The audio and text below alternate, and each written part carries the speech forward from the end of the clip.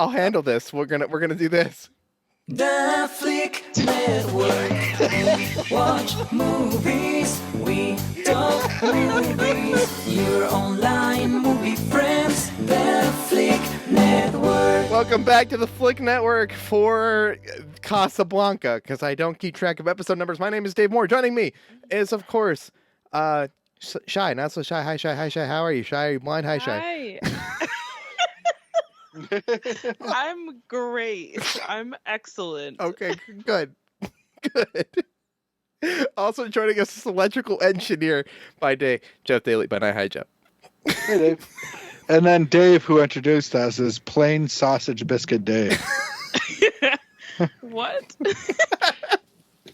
You don't know the story? No Shy? egg, no cheese. No. His favorite thing to get at McDonald's breakfast is a sausage biscuit, and that's it. No. To be real, I like the plain sausage biscuit. But no, that's crazy. If you have anything at McDonald's, you get a sausage biscuit. I get a sausage biscuit, a hash brown, and an iced caramel coffee. Well, I get a sausage biscuit, a hash brown, and the chocolate chip frappuccino thing that they make. Like, what's it with you people and sausage biscuit? You tell me you would take like a sausage biscuit over like a sausage, egg, and cheese like croissant or something like that? I don't want a croissant from McDonald's. Bagel, I'm sorry. whatever. Like, No, I what don't about like... a sausage, egg, and cheese just biscuit? Sure, that's cool. Dave would just prefer the sausage, and that's it. I like both. As dry as the Sahara Desert in his I'm mouth. happy with both. Thank you, Shy. You guys are crazy. I'm sorry. That was my go-to McDonald's breakfast No. for like all of high school. The biscuit is the worst thing to get at McDonald's. God, And then every once in a while I would get a McGriddle, but not all the time because they were really sweet. I didn't get a McDonald's breakfast in high school very often. McDonald's breakfast became like a college staple, like on the way to college. Dunkin' Donuts was my college spot because we had one on campus. The first 6 times I got Dunkin', my coffee tasted like soap. So in college, Ew. I was convinced that I didn't like Dunkin', and then I met Rachel, and she worked at Dunkin'. She's like, no, we have to go to Dunkin'. I love Dunkin'. I'm like, all right, we'll go. And then since then, I've been completely converted. I love Dunkin' so much. I love Dunkin'. I do too. I like how they're trying to fucking be trendy now. It's kind of hilarious. But I love that. I have a confession. Yes. Growing up in college, I just didn't eat breakfast. No. I just skipped breakfast. Well, you're an engineer, so like it's fine. What is that? What is that? What do you mean by that? It didn't matter. It obviously didn't have an effect on you. When I was growing up in high school, my dad used to take me to Subway to get Subway breakfast. Ew. What That was the actually fuck? Subway breakfast is pretty What the slapping. fuck even is Subway breakfast? They have the flatbread. I- They have sausage, egg, and cheese and everything. I know It's actually pretty good. I know that the Snack Network is associated with the Flick Network, like indirectly, I know but we've been talking about food for like 10 minutes. So we saw Casablanca. yeah. So all you the wanna- food we've been describing didn't exist when this movie was made. You want to Oh my talk about a God. movie that was as dry as the Sahara Desert? Stop! No, this took place in Morocco. Okay, come on. No. Let me tell you one thing. Okay. Out of all the movies we watched this entire Flick Network, it's like 10 movies, all made between like the 60s, the 60s, maybe the 12 Angry Men at the 50s, and like the 2000s. This is the first movie, I think, maybe like since early on, that had audio description. This movie was made in 1942, Yeah. and it had audio description. Yeah, but so the audio description for this movie was actually paid for by like the Department of Education or something. I think they did like a project where they were just like funding people who were, I guess, audio describing the classics. Like, okay, but it wasn't the actual like HBO or like anybody it doing it. And And how was it, Shy? it was decent. All right. So my point being, it doesn't have to. It doesn't have to understand be your the point. studio. I feel like the front on audio describing old movies is not unified. It's like little clusters of different companies working on it on their off time, and it's mostly driven towards classic movies, I guess. But Towards if it was movies that are in more the classroom, if it was more organized and it was like a united like community of whatever, and they were doing it together, it would probably happen faster. I mean, here's what I'm gonna say, and I'm just gonna bring this up, and I know it's so far out related. I have a bunch of Rock Band drums behind me. These people can see it, maybe, right? And I have those mostly because I used to host Living Room Clutter, the #1 rock band and rhythm gaming podcast on the internet. Now, that being aside, Rock Band. You have to say that same description every time you talk about it. Yeah, because I like to humble brag a little bit about this podcast. Did you say a little bit? You're just like stroking your ego. It's just so interesting because it sounds like a brag, but it also doesn't sound like a brag. Thank you, Shy. Thank you. It's a brag, but it's not a brag. But that's the best part about it. Okay, now that being said, Rock Band 4 came out. Now, every Rock Band game before that, except for 3, didn't have vocalized harmonies as a playable mode where you could have 3 people sing the harmonies of songs. Okay? Yeah. Now, when Rock Band 3 came out and they added those harmonies, there was a group of people called the Harmonies Project. They were a bunch of hackers who went back to the other 2,000 songs that came out before that as DLC and expansions and went through and added harmonies. And you literally had to hack your PlayStation or your Xbox to make this a thing you could do. But they made it so you could play all those songs. Now, when Rock Band 4 came out, the guys at Harmonix who made the game reached out to those hackers and said, "Hi guys, can we have those harmonies? That'd be really cool." And they were like, "Yeah, here you go." They spent years going back through thousands of songs, creating all the harmony parts, lining it all up, getting it all done, and fixed it. And so it was there. I'm pretty sure that every single movie that's on this poster is a notable enough movie that somebody should have wanted to go back and do audio descriptions for.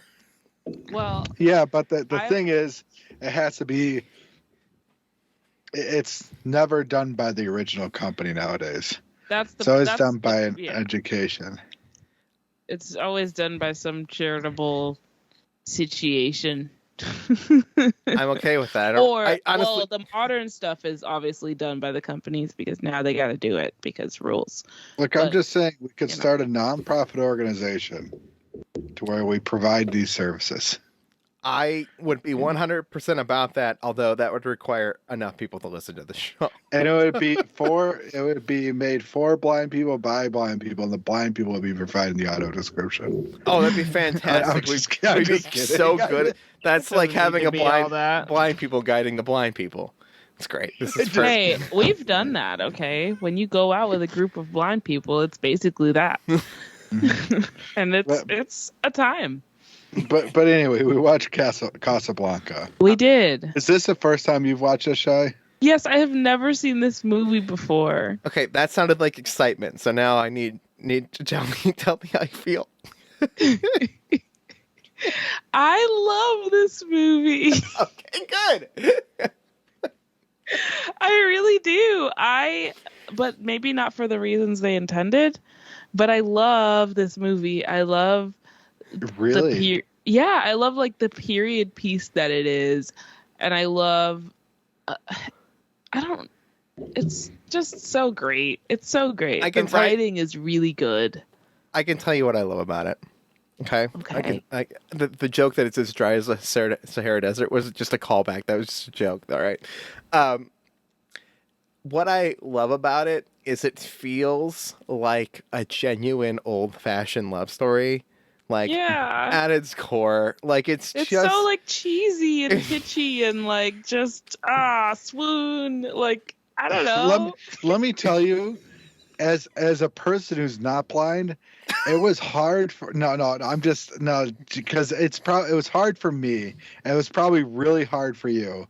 The two main love interests of Ilsa looked almost exactly the same. And because all the very similar white dudes, like Ilsa looking white dudes, has a type. Mm-hmm. Yeah, she does. I And agree. I had a hard time looking at them going, is this Victor or is this Rick? And I had And I had Victor, a hard time. and that That's really better funny. yet, there's like a moment where somebody's basically pretending to be Victor, and the story's told a little bit out of order, and just like it's confusing at moments. And It is. I will allow that. But like when we get to like the relationship between Rick and Elsa, like somehow even in all the fluff of nonsense and the politics of the world they're in, right? Like they don't matter. They don't matter. All that matters is these two like get their moment of love and Rick gets her out of there. Like Fuck yeah. like, that's it. And it's sweet and it's heartfelt and it's nice. It feels like the time. It feels so good. Like it's just a cheesy ass love story, but like even the little twists at the end that wasn't really a twist because you knew he wasn't gonna go with her. Because Like, everybody knows that but he it doesn't was go still- with her. But it was still so good though. Like, and then she pulled a gun on him. Like the drama, it was so much. It was very. It's a period piece, and There's a few things. So it is a period place. It took place in the 40s, right when World War II was happening. Okay. I really like this movie. I mean, I would say really like. I enjoyed this movie. yeah. It is one of the first romance movies. There's I will say there are times that are just. Yeah, It's I mean, slow in a lot of places. It's slow in places. It's not the most believable acting there is, you know. because we're still in the Okay. era of stage play. Like we're still. Yeah.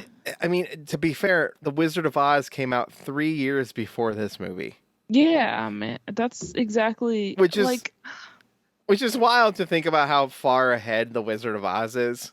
yeah, like- true. Like cinematically, like The Wizard of It's Oz so crazy. is so much further ahead, and it was 3 years before this. Yeah, it's so crazy. But like, okay, the only like there are these like moments where it's like very damsel in distress, like Rick, I don't Yeah. know what to do. You have to Yeah, decide but for I like- both of us. Like, I like it because of the time period. I don't actually like it. Like that's really annoying, but it's kind of adorable, you know? it's Like, you're like, oh, this is ridiculous. Like, it's okay. It's the baby it's cold outside argument, right? And I'm gonna bring this up. I don't know why. No, but maybe it's cold outside is creepy, dude. Okay, Baby It's Cold Outside is a real creepy freaking song, right? Yeah. Like if you listen to it, like it's very creepy. It's But creepy. like This is the time that it came out, it wasn't as creepy. Like it has This- devolved into being creepy, and I think more so than it actually is. And it's a just- yeah. it Back just then it was a shed light. normal. So like we've just shed light on this. Like that's just how they thought misogyny was society. Like and that's how the women thought too. Like it was just the way society was. but to sit here and go like actively critique it, what I think works about this is because it takes place in that time where that's the way it was. Sure, like watching it now and having like modern thoughts on society makes it a little questionable, but I don't think you'd question it. Not as bad as the Blade Runner one. Well, Blade Runner doesn't make any freaking That's sense. completely yeah, that's not even close to the same. No, I'm talking about Mm. yeah. But No, like, I think this works. Like I think it legitimately works. I Sure, love it. pacing's not great. The music is fantastic, but I love like old ass music because I'm that kind of person. Me too. And I love jazz. Yeah. So I was singing the tunes. yeah. Knock on Wood is a great song. It is. And there's like you said, it's a different pacing with a much different acting style back then that there is now. The theatrics are just completely different. back then. And then like, well, first of all, Sam is my favorite character. Oh, 100%. Let me just drop that on there. Sam is the boy. Okay, Sam is great. I love Sam. I want more Sam. Yeah, me too. I wish, when he was like, let's go get drunk. Let's go. I was like, I want to see that movie.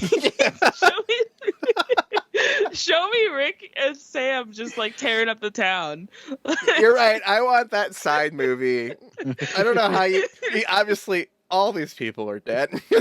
Yeah. It's crazy to watch a movie knowing that everybody in this movie not alive anymore. Everybody who's not only that, everybody who's in this movie and everybody who worked on this movie, like, is gone. So crazy. And then I like this movie, but like you said, it's a different acting style. We watched it before, Dave, and I would say this time I enjoyed it more than the first time. Especially, I think it's slow, and the ending it makes the movie. The ending, the last 20 minutes of the movie are like what makes the movie wrap up and know it's a good movie. Because the pacing gets on point. We set up these movies. This is a weird thing because like when I went to film school, there was a bunch of this like being taught in like writing and story writing class. Like write the first 20 pages of your movie, throw out those first 20 pages. The story starts there. And and that's the lesson they taught. And what's weird about that is these last couple movies that we've watched, like, are the opposite. They're like, no, we got to set up everything. We got to show. You write your first 20 pages.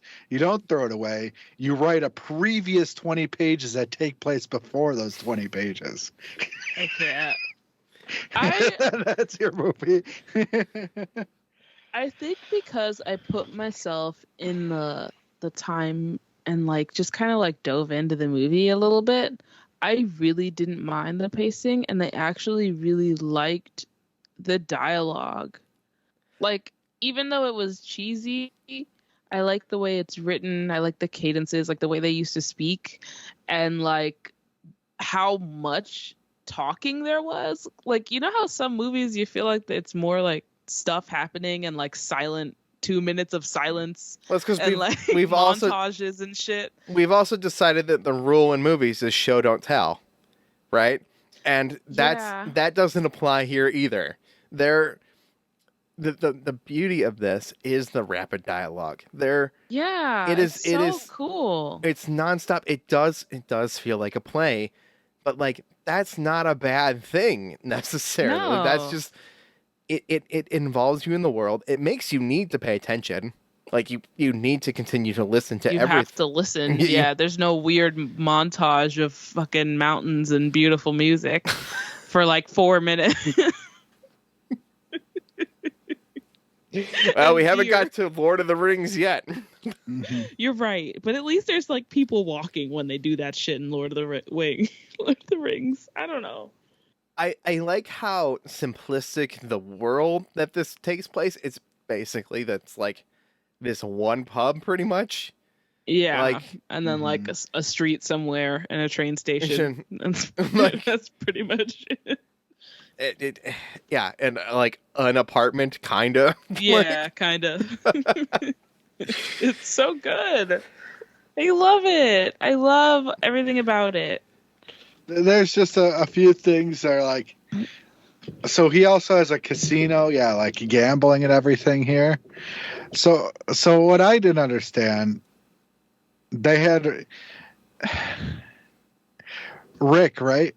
Yeah. Yeah. Uh-huh. He won at the casino because, Victor rigged it, right? Okay. Why didn't Victor just give him the money?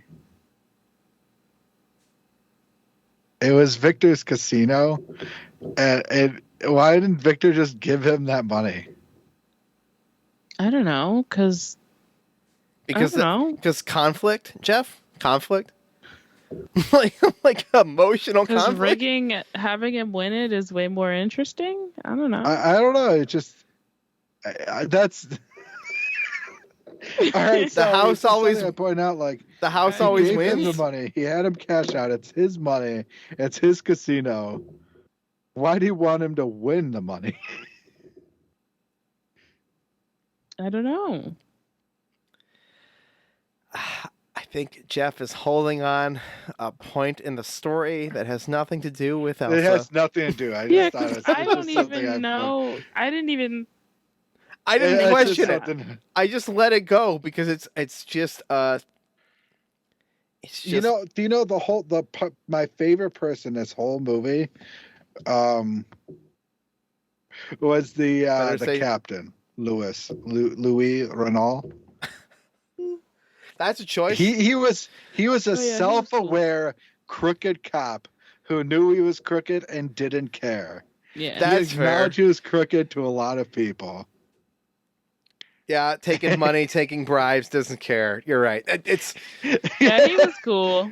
And then at the end of the entire movie, the Victor just shoots the German Nazi, and he just looks at it and he tells all the other colleagues he's been shot. Round up the usual suspects, and just walks away with Victor to go wherever he wants to go. I'm like, this guy is a guy who just follows the money. Dude. I mean, He doesn't give a shit. The Usual Suspects is a movie on our list named after that famous line. There's also a ton of famous lines Wow. in this Yeah. movie. Yeah. Oh my gosh. I haven't watched any of the mentioning or references or whatever, but I'd heard a couple of things. Like, first of all, the "Here's looking at you, kid. Are you kidding me?" Yep. That came from this. I was like, oh, that's where that's from. That's fun. But Also, it's like I hate that.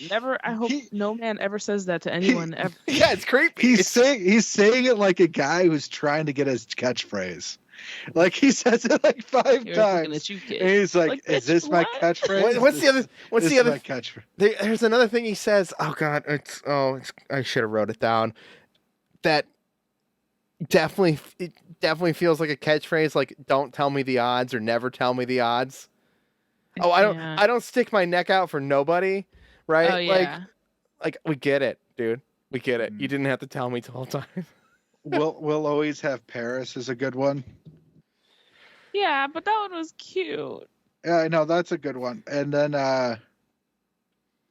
oh my God, of all the gin joints in all the towns in all the world, she walks in a mine. Oh my That's god, yeah. a I've very heard that famous so line. many times, for sure. But I think the most famous line, I will say hands down, is I think this is the beginning of a beautiful friendship. Yep. That can't that believe- is said so many Is that times. really where this is from? It has. Yes. Yes, it has to be. I can't believe that. That feels like that's just some shit people have been saying for a million years. Okay, but It's- remember, they've been saying it since 1942. 42. my grandfather is 90 years old. He was Wow. born in the 20s. Okay. I can't believe that. That's insane. This is the start of a beautiful friendship is classic.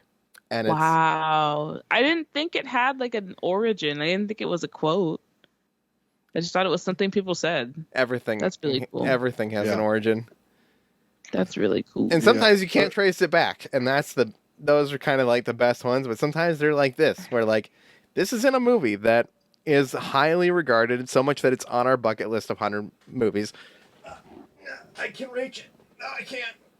Oh my god. I couldn't imagine this movie coming out in theaters. Think about the time frame this came in. This took place in the height of World War II. It's a movie that's very closely tied with World War II. Okay. Like they're all escaping the German occupation. When did And this was made in the time where it was uncertain what would happen in the world. World War II ended in 1945. It was 1938 to 1945. Now, I guess is that what she's asking? I'm guessing that's what Shai's asking to her assistant. The answer is 1945, Shai. what? What was your question, Shay? When The Sound of Music came out? Oh no. Well, The Sound of Music was in color. It came out in probably the 50s. The Wizard of Oz is in color, Jeff. Came out in 1939. No, it was recolorized. It didn't later. come out in color. It did. I looked this up. Oh, The Wizard of Oz did not. It was originally in black and white. It was in black and white theaters, but if you went to special theaters, it was in color, with these projectors that were like 3 colors laid on top of each other to like project 3 layers of different colors to make The Wizard of Oz in color. But you had to go to special theaters in 1939. That's crazy. Yeah. And Casablanca came out 3 years later and still in complete black and white and has probably never been. Well, it's a very crazy process.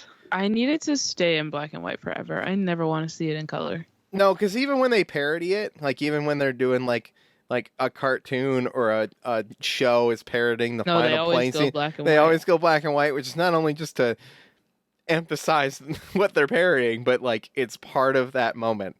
It's the get on the plane. Cool. Wait, now I get to go watch all the references again. I'm just gonna look up and you'll know where they all came from. Yeah, I'm really excited because I'll probably remember some of them and then be like, "Oh shit!" Yeah, I've seen that movie now. The whole 1939 version of Wizard of Oz was shot twice in sepia and color. Yeah, they had to shoot the movie twice. Yeah, wow, every scene. Well, oh my goodness. But anyway, Casablanca is probably one of the oldest. Well, one of the oldest, classics, most memorable movies, most influential movies that have a ton of catchphrases that are used in just modern times nowadays. That was so influential back then that it's transcended generations to still have catchphrases. To a point where people don't know that's where it's from. Yeah, for real. Yeah. It's just ingrained in our I don't know if I love and shit. I don't know if I love every minute of this movie, and I don't know how many times I want to watch it, but I am happy that I have, and I'm happy I've watched it twice now. Like if you were to have a movie like this movie, and take out the last 20 minutes, and kind of have a different ending, I'll say it's a shitty movie. It's not a shitty movie. It's an okay movie that's really slow. If you take the last 40 minutes of this movie and play it, I will say that's a pretty good movie. I wish I had more backstory. Play it, Sam. Yeah, play it again, Sam. Play it, Sam. I will say that this is one of those movies that the whole ending ties it all together to be a good movie. It's so good. It's so good. But Sam, I told you to never play that Couldn't song. you say that for a lot of movies, though? Like, there's a lot of movies where I'm like, if you take off the last half hour or the last, whatever. Jeff, what was that heist? Not a good movie. Jeff will remember this, I think. We went to a heist movie in, like, high school or maybe early college. Oh, was it the one where he's on the ledge? Yes. Yes, it is. Man on a Ledge. Stop. That's not what it's called. It is. It is called Man on a Ledge. And now that Shai's never seen it, I can't say anything else. And I'm adding it to the... Should I watch it? Okay. Yeah, don't look it up. Don't look up anything. This is important to anybody who's listening right now. Why did we even see that movie? You wanted to go. and halfway through the movie, I was like, why the hell are we in this movie? Like, what? Why has Jeff brought us to this? And at the end of the movie, the way it all plays out, you, me, everybody we went to this theater with, we walked in, we're like, that was the coolest shit ever. No one's going to watch this movie because it's the stupidest, like the premise, the trailers, all of it. It's just like, what? It's just a guy on a ledge. Yeah. It's just like... And half the movie, you're like, what the hell is happening? They're just filming this guy on a ledge. At the end of the movie, you're like, oh my gosh, that's the most genius thing that somebody's ever done. Yeah, no. Wow. I was like, Jeff will remember what this movie's called. Oh, I remember. Yeah, because it's great. It's a great movie, but it's only ever going to be good to watch once, right? And if you change the ending, it would be ruined. But like, it's a great movie. Do you guys remember? Did you guys see Life of Pi? I have seen Life of Pi. I think it's on this Okay. poster. Is it? I don't know, maybe. No, it's not. When I went to the theaters and watched this with my uncles, I just remember one of my uncles, like maybe like 40 minutes into the movie, he was just like, "Is he just gonna be on this boat the whole movie?" And I was like, I don't know. My favorite in theater moment ever, favorite in moment theater, okay, or at Pirates of the Caribbean 3, okay? Terrible. Oh God. It's a terrible movie. But my brother, Mhm. my younger brother, had become completely obsessed with Pirates of the Caribbean. And I'm sitting next to my mom, who's sitting between me and my brother, okay?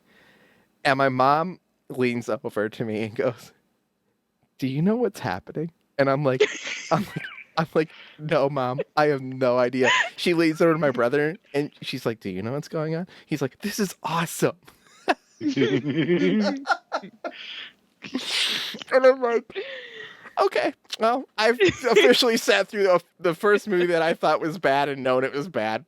And moments like that will stick in my head forever. I will say that this movie. Okay, all right. So yeah, an ending really ties together a movie, but there are movies where the ending really makes or breaks a movie. Speaking of endings that make a movie, Shai did not send us a video of her finishing. I didn't. Did you I'm finish? sorry. Did you finish the movie? No.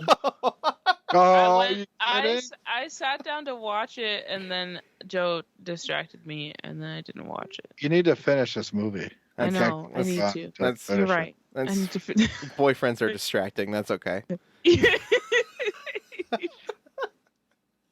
This yeah, you know exactly how boyfriends are distracting. Yeah, I know exactly. We know all about it. Oh my God. So this Casablanca movie is a great romance movie that really was a very influential movie in its time. It was a very popular movie at its time. It continues to be popular. It's one of the most quoted movies of all time. And I would say I can't tell you a single person that I know that's watched this movie.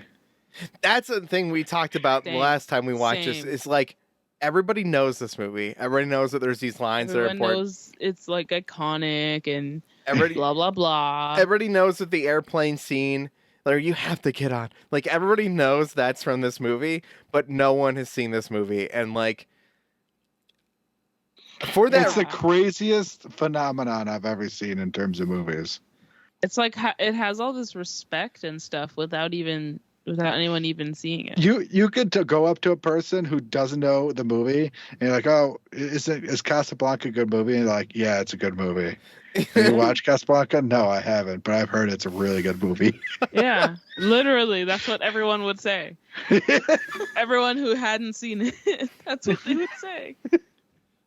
It's the Casablanca phenomenon. Yeah, man. It 100% belongs on this poster. I don't think that's a Yes. question. Yes. I think everybody should watch this movie. Whether I think a lot of people will struggle with it. Like I think it does have its moments of Okay, pacing. listen.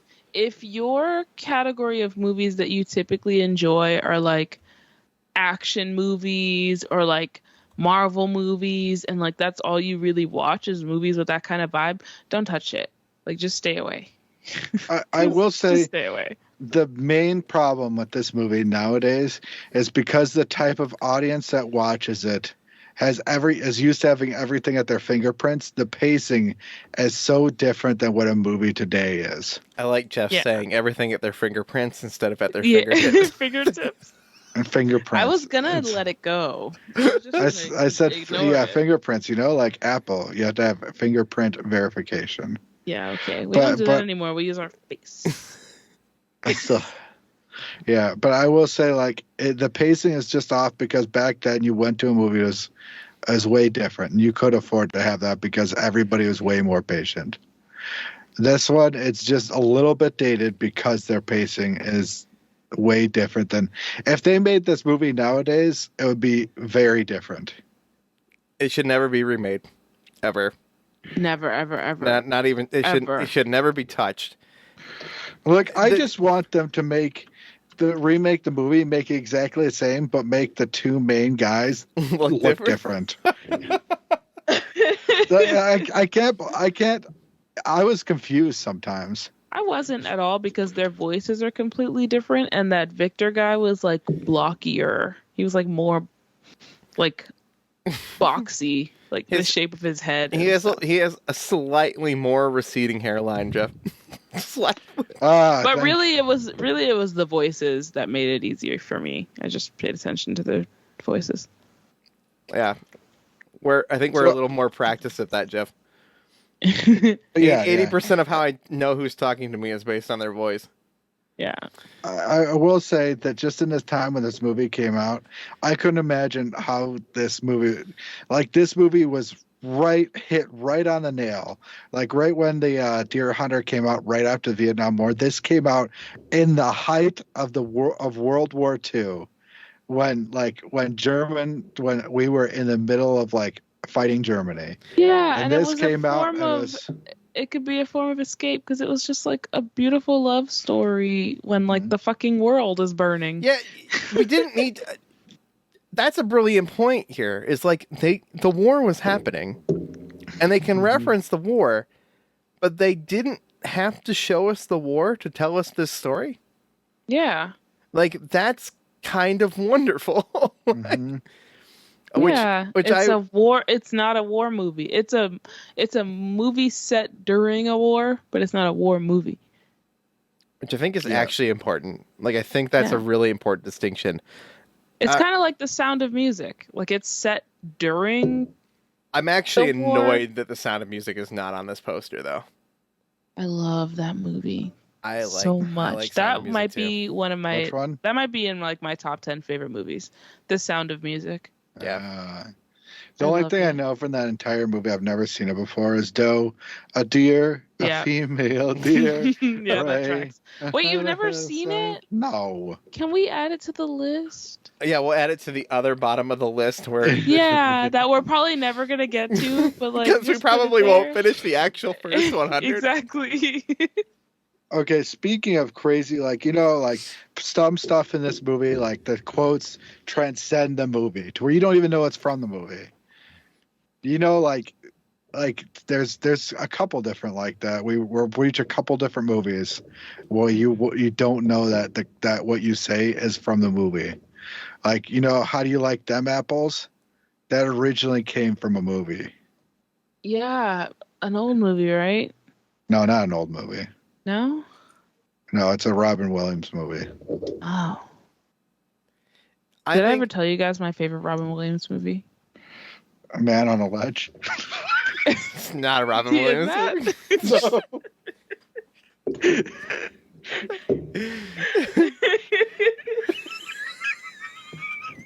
The Angriest Man in Boston. World's really Greatest Dad. Made me laugh. Just start naming random movies that don't have any. Ocean's 11. Casablanca. The Sound of Music. Wizard of Oz. My favorite Robin Williams movie is Birdcage. Pirates of the Caribbean. Birdcage. I've never seen Birdcage. I've never seen it. Robin. Oh my god, you guys have to see it. All right, 2 movies added to the list. Oh Sound my of Music. god. Do you guys? It's Robin Williams and Nathan Lane. So do you guys all agree that Casablanca belongs on this list? Yeah, I think. 100%. I think it belongs on literally every bucket list of movies. Like all the lists. Yeah, like all the lists. If there's a list of here's 100 movies to watch, it belongs there. 100 classics on there. 100 bucket list movies on there. 100's greatest movies of all time on there. Like it's just put it on the list. Yeah, it takes a slot no matter what the list is. And I love it. And that's because it's a classic. Like it just is. Play it, Sam. What's crazy 80 years from now, they'll be like, oh, yeah, that classic movie Avengers Infinity War. Imagine. Look at this period piece. Stop. Imagine. They'll be looking at our smartphones and our cars and stuff. I mean, they'll have to have rebooted the entire universe by then, because it just won't make any sense. And they'll run out of characters. They'll run out. So we'll have done Infinity War like 3 times, at least, with completely new casts of the exact same characters. You know what's funny with Casablanca? I didn't really know the premise of this movie. Didn't know anything about it. Had no idea what kind of movie it was. I was kind of just like guessing. I was like, I don't know, maybe it's another like gangster movie or like I had no clue what this movie was about, and I did that on purpose. I think that's going in blind to most of these movies. I think is great. Like I think just sometimes we need a syllabus or like that's not what it's called, a summary, a pre-movie summary. A syllabus. I will think Listen, I'm not a teacher. that I really needed to prepare myself for. Thank you. Wow, Dave. I think the only movie that I've really needed to prepare for are horror movies, and then American History X. I feel like you need to prepare yourself ahead of time. Yeah, like that wouldn't. History X to, especially if it's okay. It's almost so bad that I wouldn't turn on AD. Okay. Interesting. I hate horror movies, so I'm scared for when we get to those. I'm gonna have to watch them during the day with Joe. There's not too many. The next movie we have could be considered a horror movie. Just kidding. Oh no! What do you mean? Oh no! I'm just kidding. I'm just kidding. Okay. It's E.T., the extraterrestrial. Yay. But if you go watch the trailer, okay, I highly suggest to both of you go watch the trailer. Watch the trailer on iTunes before you watch the movie. Just for how hysterical it is. This is one of those ones where the trailer is just like the epic cinematography, wonderfulness. Stop. Like, it's Steven Spielberg's greatest achievement. Known for one of those cheesy commercials. And they use every big word that ends in like that like fabulous, wonderful Nintendo Entertainment System. It's something, man. It is a trailer worth the watch before the movie. Aw, E.T. I haven't seen E.T. in years. Man, I will tell you, Steven Spielberg is on some shit for just always consistently releasing, especially in that time, the greatest movies that are considered of all time. Yeah. I'm looking forward to it. Back then, Steven Spielberg was a king. He's a billionaire now. I saw this movie like once as a kid that I can remember. Me too. And loved it. But I have not ever seen it again since. Same. Have not watched it since the first time I watched it. And all I remember is E.T. phone home. Phone home, yeah. And then I remember the dress. And then I remember the bike. The moon scene, yeah. That. That's it. That's all I got. Okay, here's the dilemma though, guys. I could not find it on any streaming platforms. Really? Other than buying it or renting it. Now it's probably on every shady website under the sun. Yeah. That being said, the only other way I own it is on VHS. So I may just pull out the VCR. Dude, if you have it, wait, you should do that. Aw. But I'm gonna have to watch it like upstairs on my older crappy TV. Like, yeah, but that's like so nostalgic. If you see a picture of me watching it on a CRT, I don't know if I'll be a good judge of how beautiful this movie looks. Running a dusty, dirty old VHS tape through a machine. I love it. It's funny.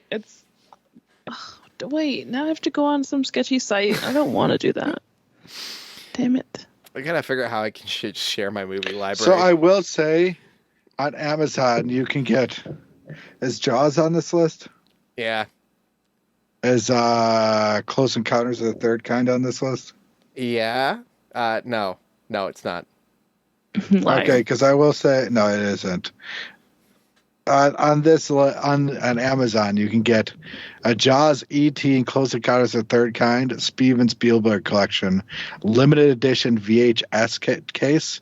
So it's Blu-rays that looks like a VHS case for $20 on Amazon. Hey Jeff, drop that link in the thing right now. Okay. I love physical. That's very cool. I love old-looking physical media that's actually modern media. You're such a dork. I can say that because I'm also a dork. Yeah, I'm it's literally fine. wearing an anime shirt right now. Yeah, I wear very plain shirts on this show, or Snack Network shirts, because I try not to My be super wardrobe nerdy. is literally the plain shirts I wear to work and graphic tees, and then like a few nice things. dropping it in the Flick Network chat. Anyway, guys, this has been the Flick Network. We're watching ET next week. You should watch along with us. I promise. You need to watch Casablanca, no matter what you do. Yes, watch watch it. I also don't think we spoiled literally anything. Like, I think you could have gotten. He was looking at you, kid. It's not a spoiler. I know. Play it, Sam. Isn't a Sam's spoiler. the best. Yeah, Sam is the best character in the whole movie. I love Sam. Sam is the real MVP. Guys, this is the Flick Network. Of course, you can follow Shy at Not So Shy. She's shy. She's not so shy. It's Shy with an X. Not so shy. Mm-hmm.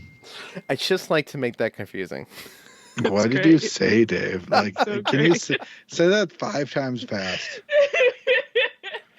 please? It is 5 times fast. It's at Not So Shy with an X. Shy with an X, which is you got to figure out where that X goes. That's on you. Whoa, Jesus. Also joining us, and you can follow Jeff at Jeffrey Daily or on TikTok at a big FN Jeff. You can follow me at Tell You Dave or watch me and Jeff and my other friends try food and drinks on the Snack Network over at thesnacknetwork.com. That's the easiest way to get to the YouTube channel. Of course, we're on the Flick Network.